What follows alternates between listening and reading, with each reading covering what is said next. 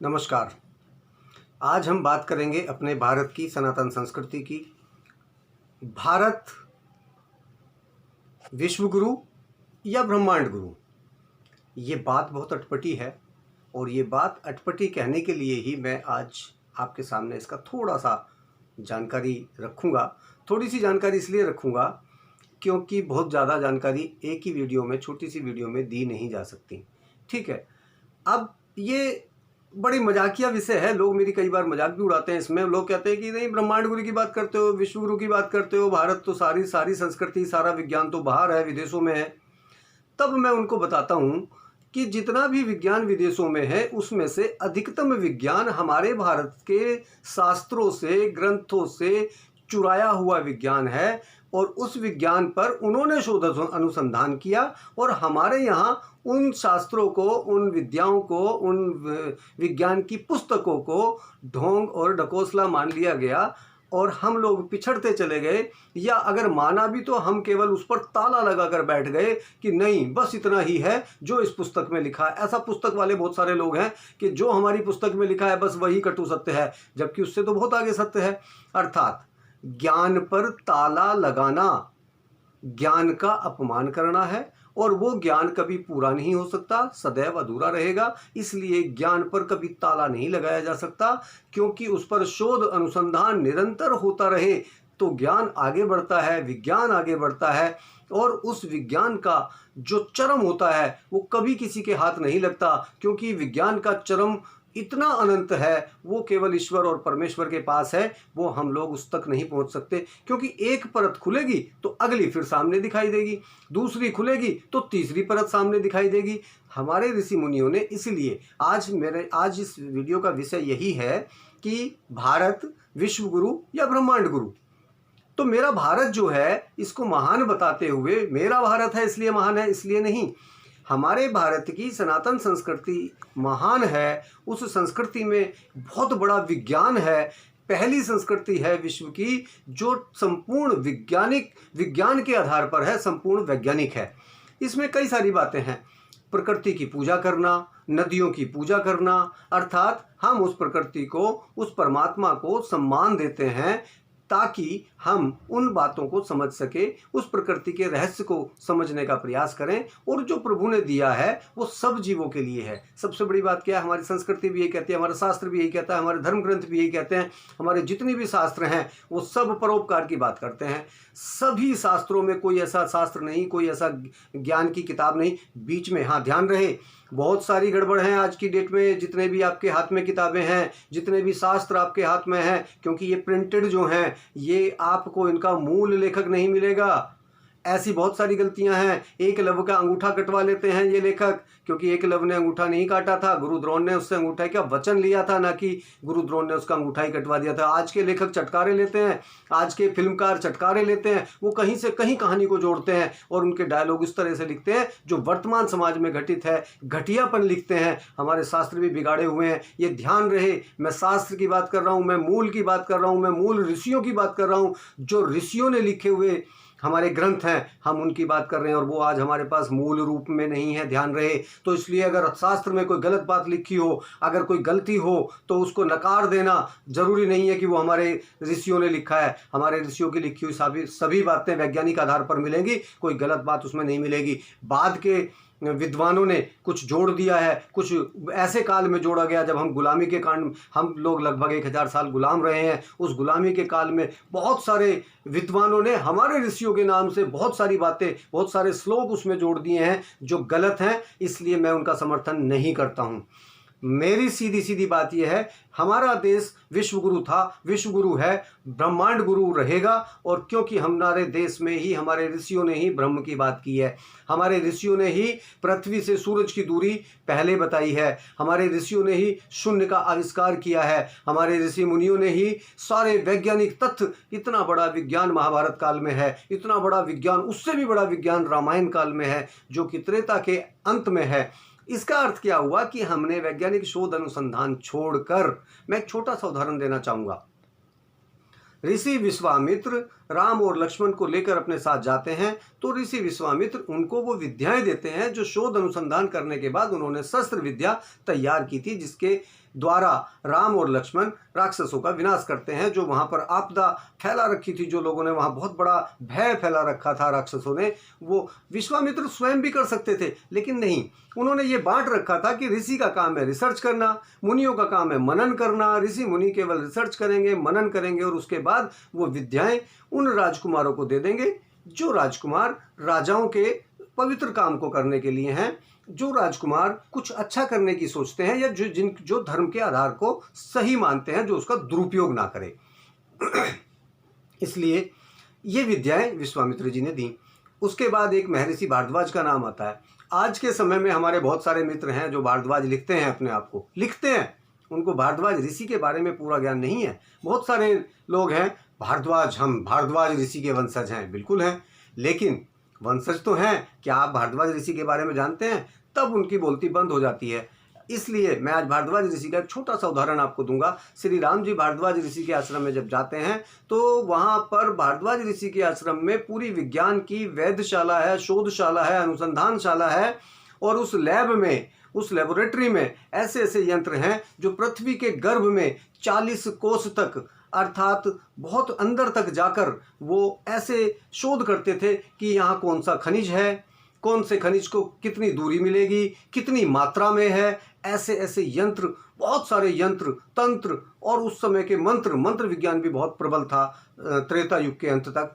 तो मंत्र विज्ञान, तंत्र विज्ञान और शास्त्र जितने भी हैं हमारे, उन विज्ञान के मूल आधारों पर खड़े उतरते हैं और हम उनको भूल चुके। हमने उनको एक तकियानुसी बात मान लिया। हम पाश्चात्य संस्कृति के पीछे भागने लगे और पाश्चात्य संस्कृति वाले लोग तो सब हम ही से चुरा के ले गए। उनको तो कुछ भी नहीं आता था जब यहाँ विज्ञान चरम पर था, जब भारत सोने की चिड़िया कहा जाता था।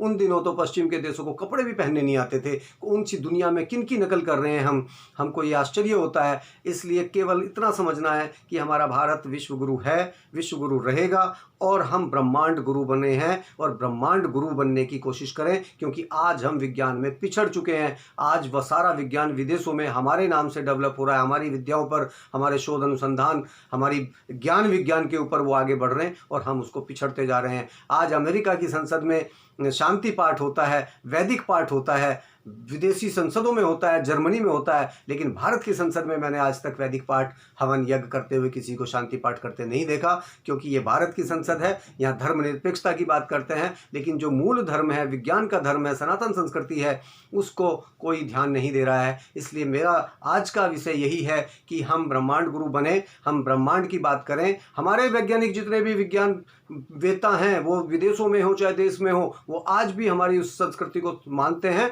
और वो उसको विश्वास करते हैं। मैं एक बात और बता दूं, हमारे देश को संस्कृत भाषा से दूर किया गया और हमारा सारा विज्ञान संस्कृत भाषा में है। आज विश्व के अनेकों विश्वविद्यालय में, बड़े बड़े देशों में संस्कृत पढ़ाया जा रहा है, विषय पढ़ाया जा रहा है, संस्कृत भाषा पढ़ाई जा रही है, और बहुत जल्दी आपको लगभग 20 साल के अंदर, 15 से 20 साल के अंदर आपको ये बोर्ड जगह जगह इस भारत के कोने कोने में लगे मिल जाएंगे। क्योंकि हमको मूर्ख बनाने वाले बहुत लोग आए, अभी भी बना रहे हैं। कुछ लोग यहाँ विदेशी मूल के लोग हैं और हमको मूर्ख बनाने लग रहे हैं, अपने नाम बदल बदल कर हमारे साथ छल कर रहे हैं। तो मेरा मानना ये है कि 15 से 20 साल के अंदर हमारे देश में भी ये बोर्ड लग जाएंगे, आओ अमेरिकी संस्कृत सीखें। ऐसा मत होने देना। मैं इसके लिए बहुत प्रयास कर रहा हूँ और हमने पूरा तन मन धन से, मुझे संस्कृत नहीं आती, लेकिन मेरा मानना है कि हमारे बच्चों को संस्कृत आनी चाहिए। अगर हमारे बच्चों को संस्कृत आ गई, अगर हमारे बच्चे संस्कृत पढ़ गए, तो विज्ञान की, भविष्य की भाषा संस्कृत है और संस्कृत के बिना ये विज्ञान नहीं चलेगा। क्योंकि बहुत बड़े वैज्ञानिक आइंस्टीन हुए हैं, उन्होंने एक ही बात का दर्द था उनको, कह रहे मेरे पास बहुत कुछ है, विचार बहुत है, विज्ञान बहुत है, गणित भी है, लेकिन मेरी भाषा जवाब दे रही है, ये भाषा मुझे आगे नहीं ले जाने दे रही है, क्योंकि ये भाषा बहुत पुअर भाषा है, कमजोर भाषा है। और जो भाषा रिच है, दुनिया की सबसे रिच भाषा, सबसे ज्यादा वोकेबुलरी, वो है संस्कृत भाषा में। और संस्कृत को जगाओ, अपने बच्चों को संस्कृत अवश्य सिखाओ, क्योंकि ये संस्कृत भविष्य के विज्ञान की भाषा है और भविष्य में वही जीवित रहेगा, भविष्य में वही विश्व गुरु रहेगा, भविष्य में वही ब्रह्मांड गुरु बन पाएगा जो संस्कृत जानेगा और संस्कृत के मूल विज्ञान को जानेगा और वैज्ञानिक आधार पर, टेक्नोलॉजी के आधार पर खड़ा होगा। केवल संस्कृत भाषा से नहीं काम चलेगा। उस भाषा के मूल मंत्रों को विज्ञान के आधार पर खरा उतारना, दुनिया के सभी वैज्ञानिकों से आगे निकलना और विज्ञान की तकनीक की वो विधा यहाँ डेवलप करना जो अभी तक कहीं नहीं है। और हमारे इसरो के वैज्ञानिक इस काम को करते हैं, कर रहे हैं और करते रहेंगे।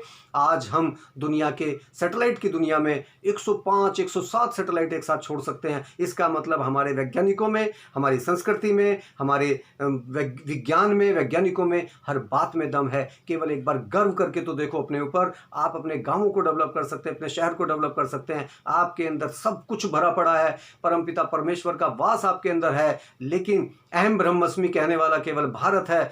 हम उस विद्या को जगाएं। मेरा मोटिवेशनल लेक्चर केवल इसलिए होता है, मैं जो प्रेरक व्याख्यान ये देता हूं, ये केवल इसलिए देता हूं कि मेरे देश के बच्चों में बहुत सारी प्रतिभा है। मैं उस प्रतिभा को जगाना चाहता हूं, उसके अंकुर को प्रस्फुटित करना चाहता हूं। मेरा सिर्फ इतनी सी पीड़ा है कि मेरे देश के बच्चे पाश्चात्य संस्कृति में की तरफ बढ़ रहे हैं और पाश्चात्य संस्कृति हमारी तरफ देख रही है। आज सारा दुनिया, आज सारा विश्व हमारी तरफ देख रहा है कि हम शायद इस महामारी का कोई उपचार ढूंढ दें। सब लोग लगे हैं अपने अपने हिसाब से, लेकिन हमारा आयुर्वेद, हमारा योग और अनुसंधान जितना भी हमारा है, योगिक क्रियाएं और हमारा जितनी भी प्राणायाम की क्रियाएं हैं, वो सब हमारी इम्यूनिटी को बढ़ाती हैं, हमारे स्वास्थ्य को ठीक करती हैं। इसका अर्थ यह हुआ कि हमारे विज्ञान में दम है, हमारी सनातन संस्कृति में दम है और सनातन ही सत्य है, क्योंकि हम ही सब जीवों की रक्षा की बात करते हैं।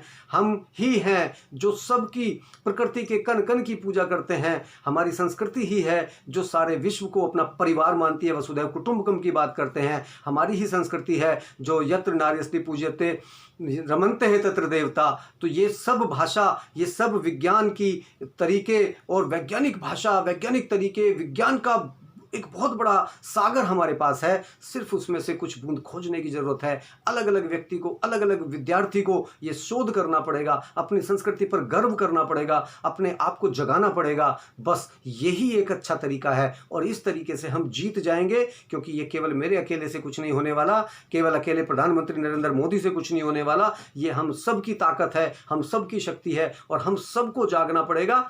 सबको जागने का अर्थ ये है कि हम सबको अपने अपने हिस्से की भूमिका अदा करनी पड़ेगी। जो भी जिस काम को जानता है उसी काम को करे, अपनी संस्कृति के मूलाधार को जानकर करे। किसी भी काम को करने में नए विचारों को डेवलप करे, उन्नत करे और उस नए विचारों को व्यवहारिक रूप में, व्यापारिक रूप में उन्नत करने के बाद आगे बढ़ो। मैं समझता हूं हमारा देश आगे बढ़ रहा है। हमारे लिए ये अवसर है, ये महामारी को भी अवसर बना सकते हैं। विपरीत परिस्थितियों में सामान्य बने रहना ही सबसे बड़ी महानता का लक्षण है और मैं उसी का सबसे ज़्यादा प्रेरक हूं और मैं उसी शब्द को, उसी बात को सबसे ज़्यादा महत्व देता हूं, क्योंकि ये एक बहुत बड़ी बात है। विपरीत परिस्थितियों में अपनी हार जो जब होती दिखे तब विपरीत परिस्थिति होती हैं। आज हम बीमारी से हारने के कगार पर हैं, लेकिन नहीं, हमको जीतना है, हमारे देश को जीतना है। हम नए अवसर तलाशेंगे। हमारे यहाँ कुछ भी ऐसी कमी नहीं, हम सब कुछ कर सकते हैं। असंभव कुछ नहीं है इस दुनिया में, आप सब कुछ कर सकते हैं। जगाइए अपने आप को। अगर कहीं कोई कमी रह जाए तो हमारे फ़ोन नंबर पर आप हमें फ़ोन कर सकते हैं, हमें मेल भी कर सकते हैं। अगर आपको कोई नया काम करना है, नया विचार उन्नत करना है या आप कोई नए सुझाव देना चाहते हैं तो आपका स्वागत है और आप हमें इस नंबर पर फ़ोन करें, व्हाट्सएप करें या हमारे मेल आईडी पर भी भेज सकते हैं। मेल आईडी है KAMTARANG kamtarang@gmail.com। आपको इस स्लाइड में, शुरुआत में जो स्लाइड है उसमें भी मिल जाएगी। फ़ोन नंबर है 8010002077